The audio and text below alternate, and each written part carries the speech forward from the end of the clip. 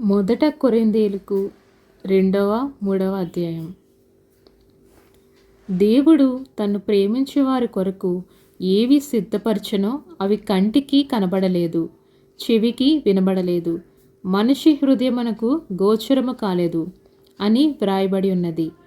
మనకైతే దేవుడు వాటిని తన ఆత్మ వలన బయలుపరిచి ఉన్నాడు. ఆ ఆత్మలన్నిటినీ దేవుని మర్మములను కూడా పరిశోధించుచున్నాడు. ఒక మనుషుని సంగతులు అతనిలో ఉన్న మనుష్య ఆత్మకే గాని మనుషులలో మరి ఎవనికి తెలియను. అలాగే దేవుని సంగతులు దేవుని ఆత్మకే గాని మరి ఎవనికి తెలియవు.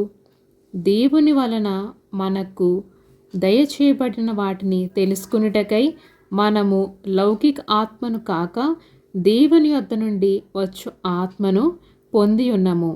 మనుష్య జ్ఞానము నేర్పు మాటలతో కాక ఆత్మ సంబంధమైన సంగతులను ఆత్మ సంబంధమైన సంగతులతో సరిచూచుచు ఆత్మ నేర్ప మాటలతో వీటిని గూర్చియే మేము బోధించుచున్నాము. ప్రకృతి సంబంధి అయిన మనుష్యుడు దేవుని ఆత్మ విషయములను అంగీకరింపడు. అవి అతనికి వెర్రితనముగా ఉన్నవి.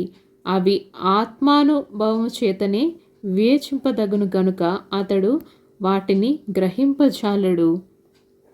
ఆత్మ సంబంధి అయిన వాడు అన్నిటినీ వివేచించును గాని అతని ఎవడి చేతనైనను వివేచింపబడడు.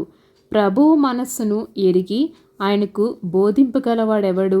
మనమైతే క్రీస్తు మనసు కలిగిన వారము.